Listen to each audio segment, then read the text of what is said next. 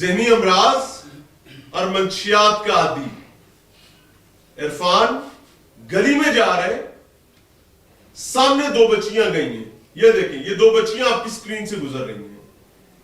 عرفان ان کو فالو کرتا ہے, فالو کر کے یہ ان پر اٹیک کرتا ہے اور ایک بچی کو بالوں سے پکڑتا ہے, دوسری بچی کو پکڑنے لگتا ہے تو بچی دروازہ کھلا دیکھ کر کسی دوسرے گھر کا اس میں گھس جاتی ہے. اس کے بعد عرفان اس بچی کو بالوں سے پکڑ کر اندر چلا جاتا ہے, اندر سے دوسری بچی کو بھی گھسیٹ کر باہر لاتا ہے.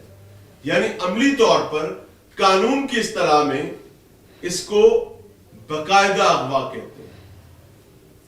لے کر آتا ہے باہر, باہر لانے کے بعد مار پیٹ کرتا ہے. ان دا مین وائل اہلیان علاقہ اکٹھے ہو جاتے ہیں, گھر کی خواتین باہر آ جاتی ہیں اور اس کے بعد عرفان کو مارا جاتا ہے, پیٹا جاتا ہے, نشان عبرت بنایا جاتا ہے.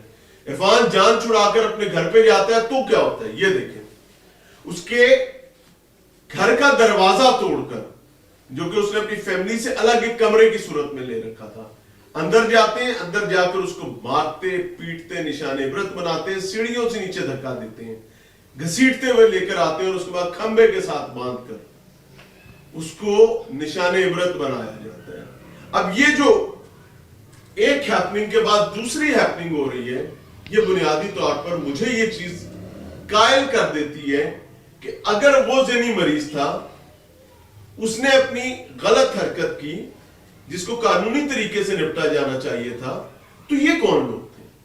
اس کا مطلب یہ ہے کہ عرفان اور یہ حملہ کرنے والا پولیس ملازم, طاقتور ترین ادارے کا ملازم, اور باقی لوگ جو جتھے کی صورت میں عرفان کو کھمبے کے ساتھ باندھ کر نشان عبرت بنا رہے ہیں, راولپنڈی جیسے شہر میں تھانہ ریس کورس کی حدود میں راحت کالونی میں, they are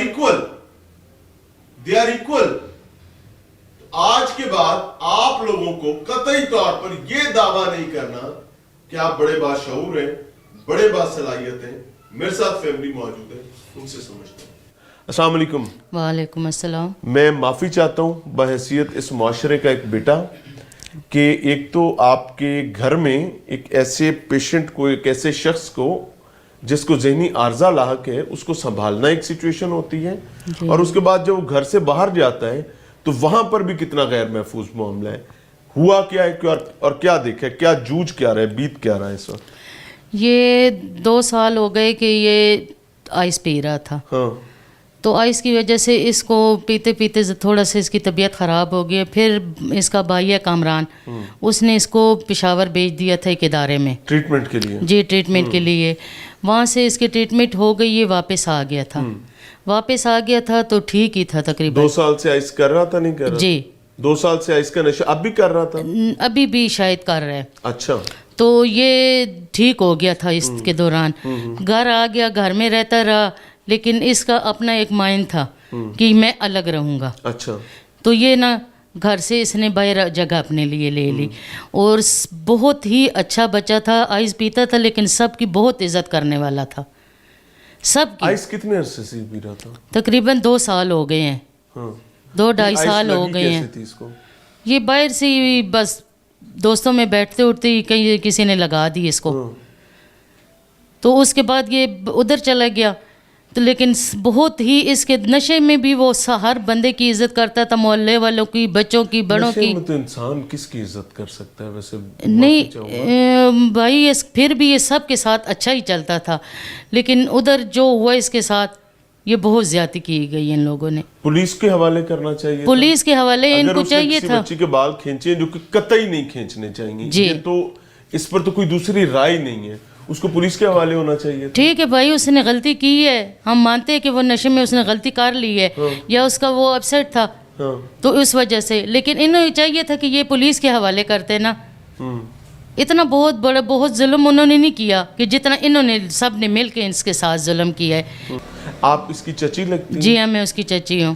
یہ اپنے گھر میں کیوں نہیں رہتا تھا؟ اپنے گھر میں بس وہ اس کا اپنا ایک ذہن تھا, رہتا تھا اپنے گھر میں. پھر اس کے بعد وہ کہتا ہے میں نے اپنا الگ سے میں نے رہنا ہے. پھر بھائی نے الگ سے اس کو جگہ لے دی, اور وہ محلے دار بھی سب اس کے ساتھ بہت اچھے تھے کیونکہ یہ سب جاننے والے تھے اس کے. آگے آپ بھی چاچی ہیں؟ جی. اللہ آپ کے لیے آسانی کرے. بہن یہ کیا ہوا ہے اور नालायकी कहाँ पर हुई है? 3-4 चीजें हो सकती हैं। पहली चीज कि फैमिली का फेलियर है, जी क्या आप ये समझती हैं ये सच है? दूसरे नंबर पर मुआशरे की नाकामी है। तीसरे नंबर पर खुद इरफान की अपनी नालायकी का नतीजा है। इन तीनों में से आप सच क्या समझती हैं? ये तीनों सच हैं?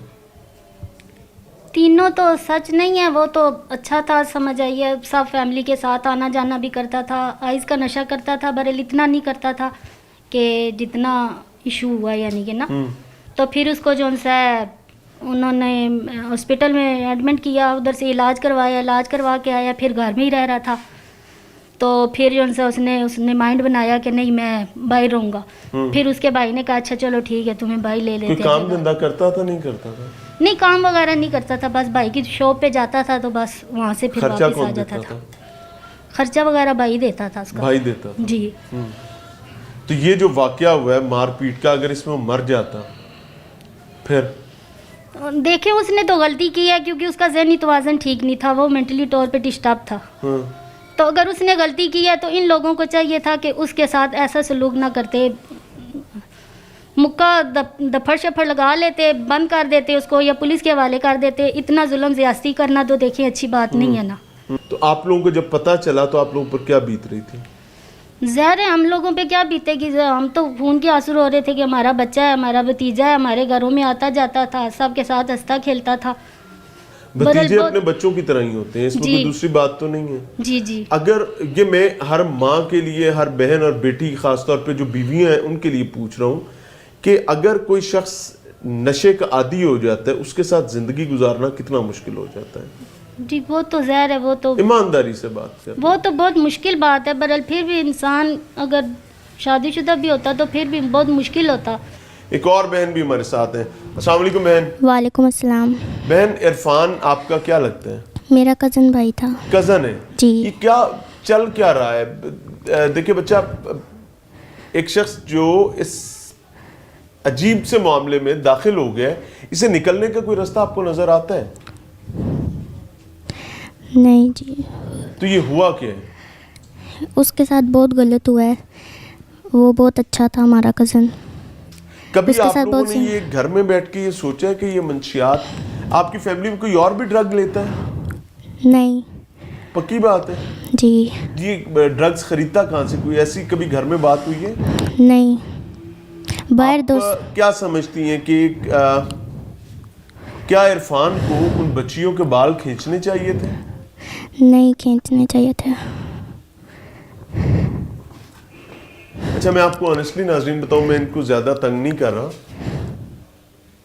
इस मुआशरे का कॉमन रिएक्शन है कि कोई शख्स किसी की 2 बच्चियों के बाल खींचेगा ना जाके और उसको घसीटेगा उनको सड़क के ऊपर सांप सांप कह के, तो उसका रिएक्शन कुछ तो आएगा। लेकिन reaction, problem is with the intensity of reaction.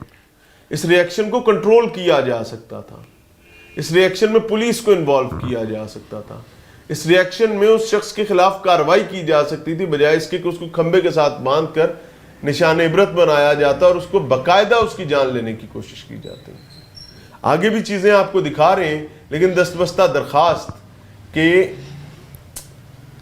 हमें ज़हनी मरीजों के मुआशरे को किसी न किसी तरीके से बेहतरी की तरफ लाना होगा। मिलते हैं ब्रेक के बाद।